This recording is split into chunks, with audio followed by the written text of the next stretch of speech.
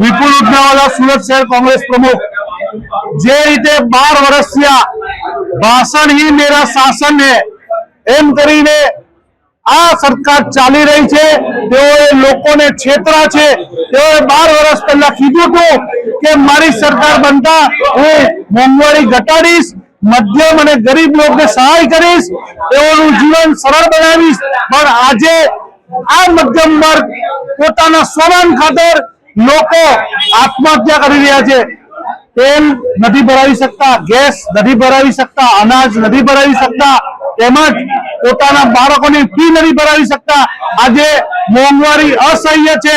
એના બદલામાં પગાર વધારો નથી, એના બદલામાં આવક નથી, એના બદલામાં રોજગારી નથી, કામદારો ઘરે બેઠા છે।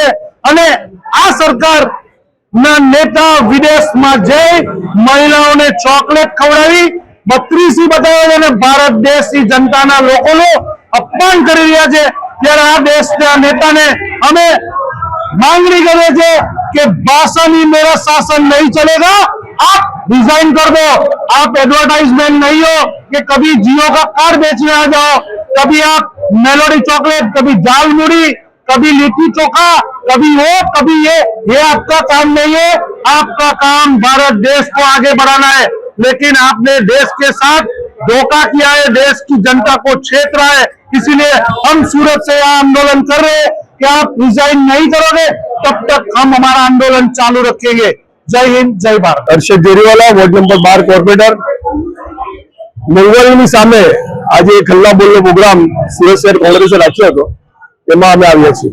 આ સરકારની ઈચ્છા શક્તિ નથી કામ કરવાની, કે સમગ્ર વિશ્વમાં જ્યારે 73 દિવસ પહેલા કામગીરી શરૂ કરી નાખેલી દરેક દેશોમાં, ત્યારે આ સરકાર છૂટેલી રહી અને પરિસ્થિતિને વધારે ખરાબ થવા તરફ વધતી રહી। અને 73 દિવસ સુધી એ લોકો એમ જ કીધું કે અમારી પાસે પૂરતો સ્ટોક છે। અને છેલ્લે હવે ધડાધડ ભાવ વધારો કરી રહ્યા છે। 4 વાર ભાવ વધારો કરીને 101 થી ઉપરનો રેટ થઈ ગયો છે। અચ્છેદિન માત્ર 3% લોકોને આવે છે, જે ઉદ્યોગપતિઓ છે, જે ખૂબ સુવિધાઓ વાપરે છે।